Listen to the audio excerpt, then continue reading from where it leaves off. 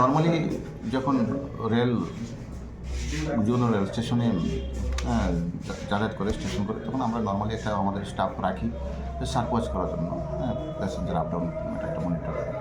তো আজকেও আমাদের যে শিলচরগামী যে রেলটা, যেটা সোহাগার সময় জুন বাজারঘাট থেকে স্টার্ট হয়, জুননগর সোহাগার সময় আসে।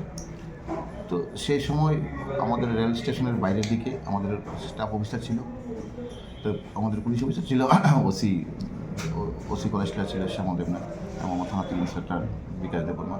তো ওদের চোখে পড়ে যে দুটো বিহারি লোক দুটো লাগেজ দিয়ে ইতস্তত ঘোরাঘুরি করছে, তাই আমাদের ডাউট হয়। সাথে দুজনকে ডিটেন করা হয় এবং ওদের লাগেজ চেক করে দেখা যাচ্ছে 4টা গাঁজার প্যাকেট ছিল। তারপরে ওই মেশিনে ওজন করে দেখেছে 10 কেজি গাঁজা ছিল এবং তাদেরকে সেই গাঁজা সিজ হয়েছে এবং ওরা দুজনেই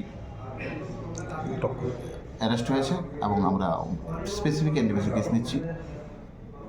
তাদেরকে জিজ্ঞাসাবাদ চলবে এখন এবং আগামীকালকে ওদেরকে আমরা কোর্টে ফরওয়ার্ড করব। এই গাঁজার মূল্যগুলো দেখেন 10 কেজি গাঁজার আনুমানিক তো 50,000 মতো হবে। তাদের নামগুলো ঠিক আছে, নামগুলো বলেন। তারা দুজন বিহারি, একজন হলো আমির সিং, আরেকজন হলো বিভীষণ কুমার।